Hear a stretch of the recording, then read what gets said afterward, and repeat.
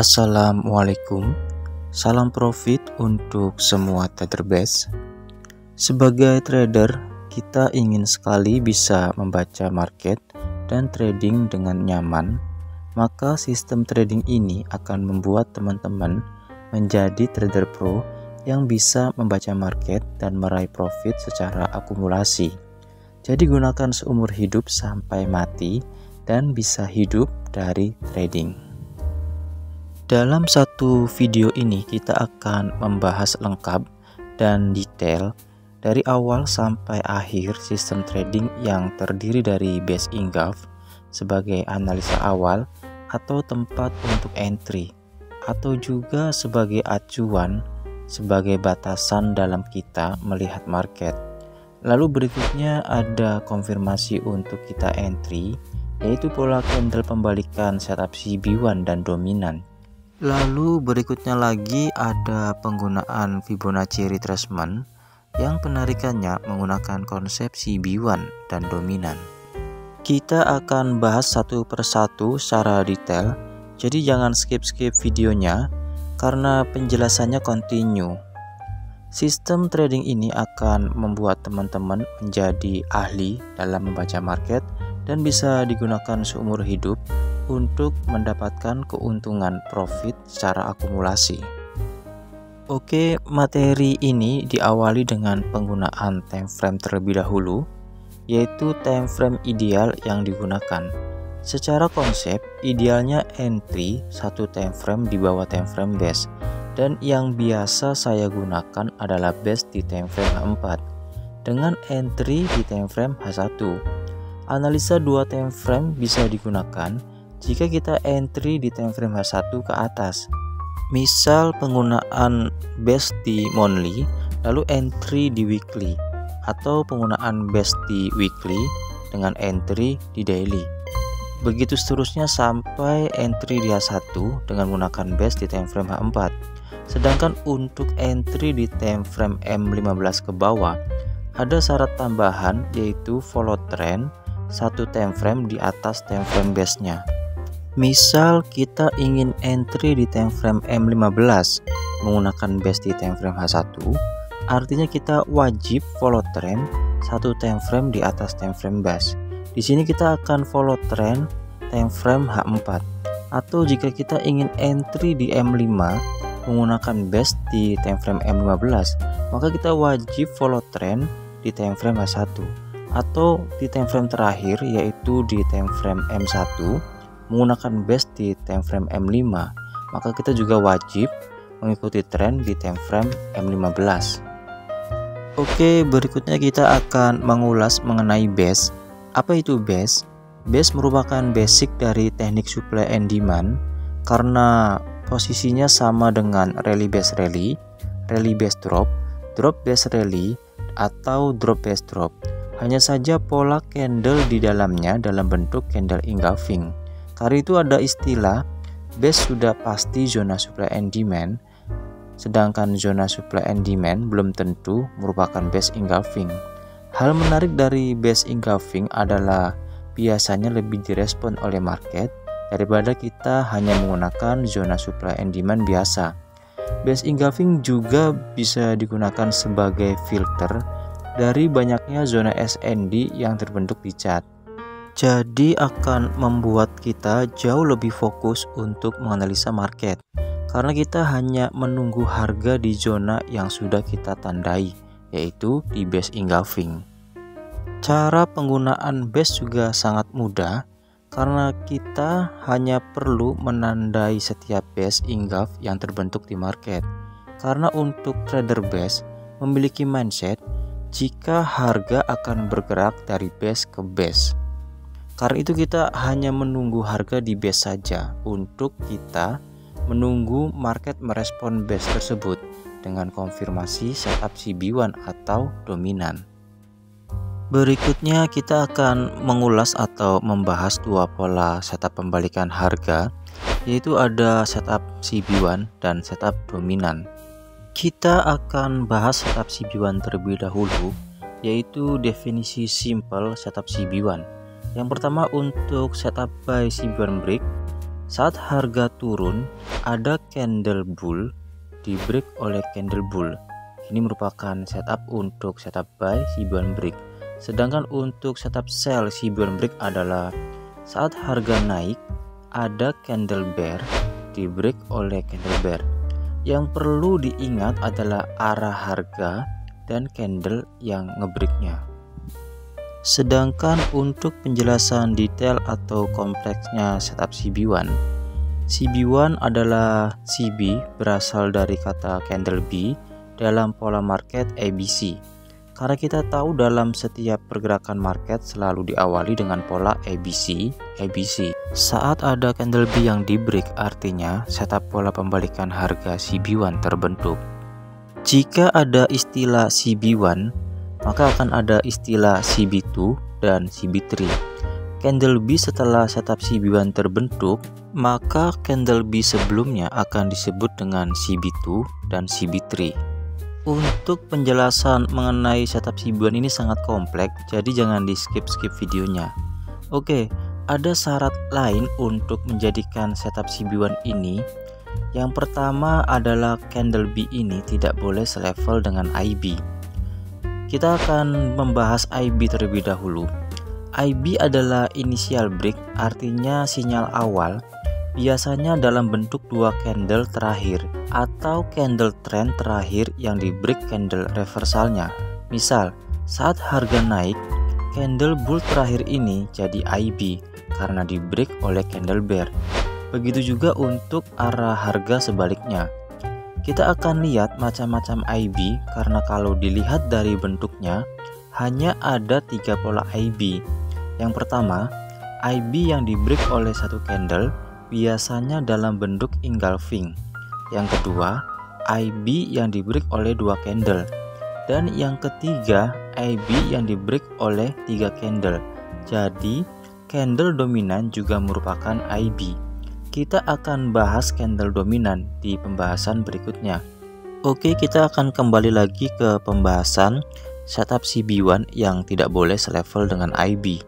Jadi, calon candle CB1 tidak boleh selevel dengan IB. Pada dasarnya hanya ada 3 pola candle juga yang calon candle CB1-nya selevel dengan IB.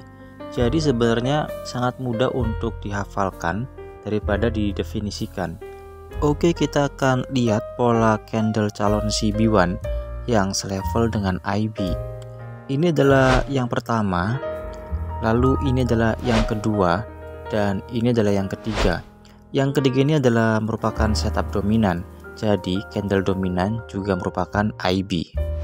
Berikutnya ada penjelasan yang menarik lagi dari setup CB1 ini, dan ini adalah penjelasan yang terakhir atau syarat terakhir dari setup CB1 break, yaitu kebalikan dari penjelasan syarat CB1 sebelumnya. Kali ini adalah calon candle CB1-nya selevel dengan IB, tapi bisa digunakan sebagai syarat CB1, yaitu candle calon CB1 berada dalam zona IB, tapi di dalamnya terbentuk pola ABC. Ini adalah pola ABC-nya, atau lebih mudahnya atau lebih sederhananya, ada 2 candle calon CB1 yang terbentuk, maka yang kedua bisa dijadikan sebagai candle CB1. Contohnya seperti ini. Candle pertama ini bukan CB1 karena selevel dengan IB, tapi candle kedua ini merupakan CB1 walaupun berada di dalam zona IB.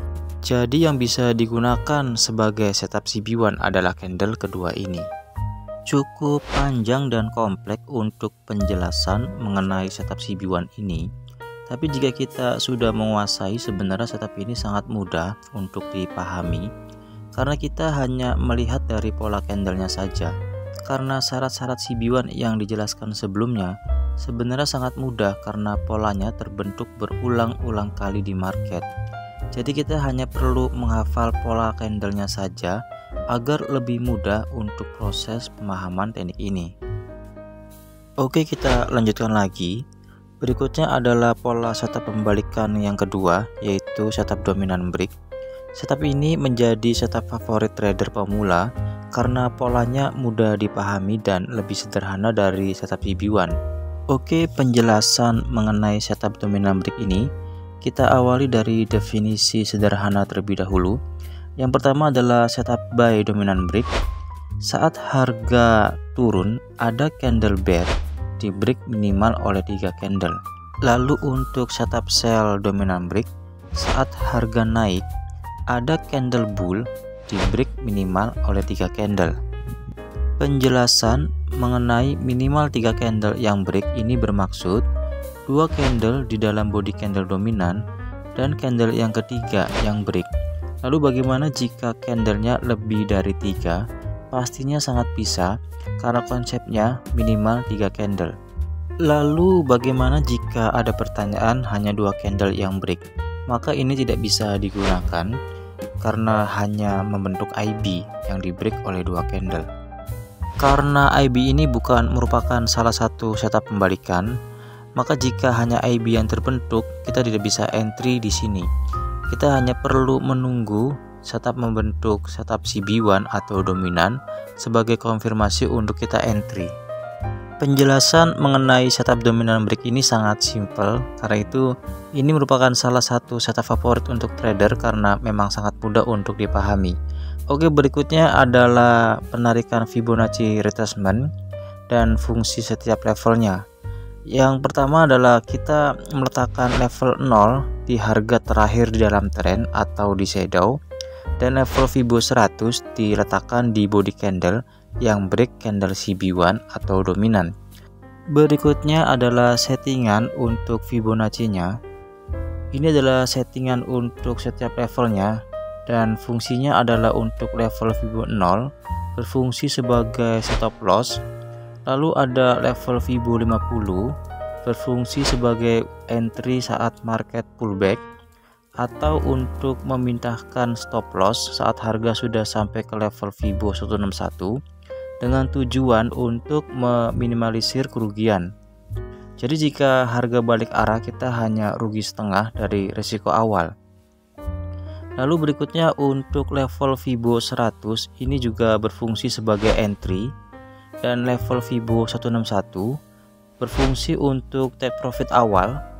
Lalu untuk level Fibo 261 berfungsi untuk take profit ideal saat kita entry di level Fibo 100, dan yang terakhir adalah level Fibo 423 yang berfungsi untuk take profit maksimal.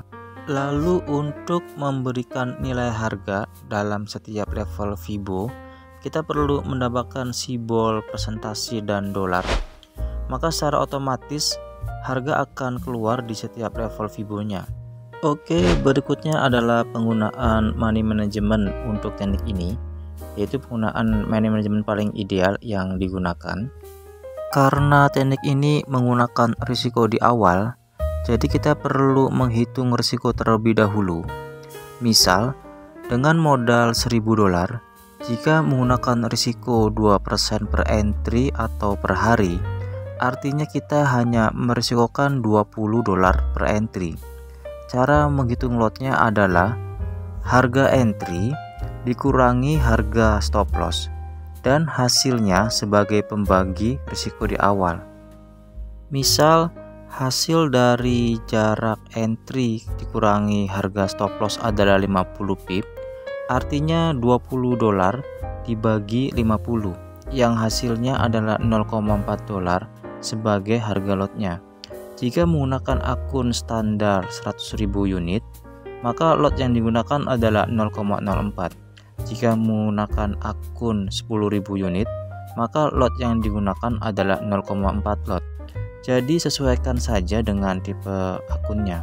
Oke, berikutnya adalah untuk setup favorit trader base, yaitu setup full margin. Syaratnya yang pertama ada base di dalam setup, dan yang kedua harga koreksi ke base tersebut setelah setup terbentuk, dan zona base-nya digunakan sebagai point entry untuk kita entry full margin. Setup ini memiliki win rate yang lebih tinggi daripada setup yang biasa, dengan risiko yang lebih kecil dan reward yang lebih besar. Ini adalah setup full margin di setup dominant break, yaitu syarat yang pertama ada base di dalam setup, ini adalah base-nya, dan syarat yang kedua adalah harga koreksi setelah setup ini terbentuk, dan zona base ini merupakan point entry untuk entry kita full margin. Lalu berikutnya untuk setup full margin di setup CB1 break, sama. Yang pertama syaratnya adalah terdapat base di dalam setup. Ini adalah base-nya. Dan yang kedua adalah harga koreksi ke base tersebut setelah setup terbentuk. Ini adalah setup CB1-nya dan ini adalah candle yang break-nya. Lalu harga koreksi ke base tersebut sebagai poin entry untuk entry kita full margin. Setup ini memiliki win rate yang sangat tinggi karena itu menjadi setup favorit para trader base. Urutan untuk memahami teknik ini adalah yang pertama, kita perlu menandai setiap base di time frame H4. Lalu tunggu harga datang ke base tersebut. Setelah harga sampai ke base, kita perlu menunggu lagi market merespon base tersebut dengan membuat setup CB1 atau dominan sebagai konfirmasi untuk kita entry. Oke, sekian penjelasannya, semoga bermanfaat.